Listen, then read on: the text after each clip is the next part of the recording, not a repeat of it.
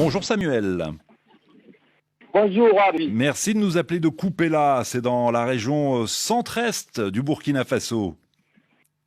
Oui. Voilà, nous vous écoutons, soyez le bienvenu. En fait, le Bureau des affaires humanitaires de l'ONU a annoncé l'existence de cas de la poliomyélite au Soudan.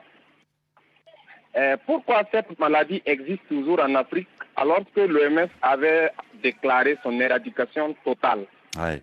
C'est une bonne question que vous posez. On en parlait déjà hier avec Richard Mihigo, qui nous fait l'amitié une fois de plus d'être en direct avec nous ce matin. Bonjour Richard Mihigo.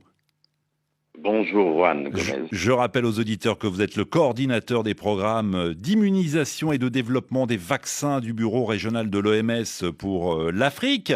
On a du mal à comprendre. La semaine dernière, l'OMS annonce que la polio est définitivement éradiquée sur le continent africain. Donc, annonce historique, excellente nouvelle.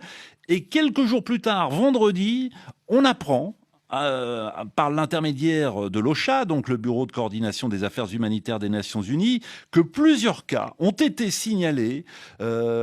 Samuel parlait du Soudan, mais je citerai également l'Éthiopie, la Centrafrique, le Tchad. Il y a quand même contradiction. Bonjour Juan, bonjour à vos auditeurs. Il n'y a pas contradiction, peut-être juste une petite clarification. L'OMS, il y a une semaine de cela, a annoncé l'éradication totale du poliovirus sauvage, qui est en fait la souche qui paralyse la quasi-totalité des enfants dans le monde. Alors les cas que nous voyons aujourd'hui, tels que vient de le rapporter votre auditeur au Soudan et à une moindre mesure dans certains autres pays, c'est plutôt des paralysies qui sont liées à une souche dérivée du vaccin, ce qui est deux choses complètement différentes. Et le poliovirus dérivé de la souche vaccinale, en fait, survient lorsque, comme vous le savez, nous utilisons un vaccin oral.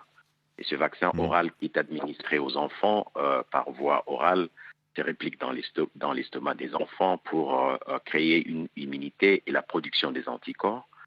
Et il y a une certaine excrétion de cette souche vaccinale dans la nature qui peut, lorsque elle rentre en contact avec certaines personnes à faible immunité, et surtout après une longue période de mutation, créer une certaine virulence. Ouais. Donc si je comprends bien, c'est technique et c'est scientifique, Richard Mihigo. Je me mets donc dans la tête des auditeurs qui vous écoutent. Vous êtes en train de nous dire que ces nouveaux cas qui sont signalés ne sont pas liés au virus sauvage de la polio, pour parler français facile, mais ils sont liés à une souche vaccinale, c'est-à-dire qu'ils sont liés au vaccin qui est utilisé pour lutter contre la polio.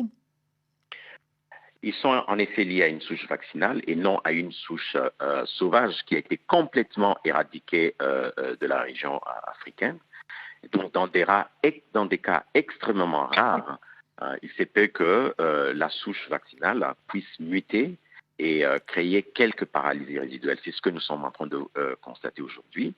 Mais nous avons des instruments, nous avons des outils, le vaccin, pour lutter contre ces cas résiduels. Ce qui notamment met les populations et les enfants à l'abri. Et d'ailleurs, dans tous ces pays, l'OMS est en train de travailler avec les gouvernements pour lancer des campagnes de vaccination et être sûr que ces souches dérivées puissent être également mises sous contrôle. Oui, il y a une campagne de vaccination prévue pour 5 millions d'enfants de moins de 5 ans. Donc vous confirmez, Richard Mihigo, en tant que membre de l'OMS, que la polio ne circule plus sur le continent africain. Absolument. Absolument. Le poliovirus sauvage a été complètement éradiqué, oui, du continent africain.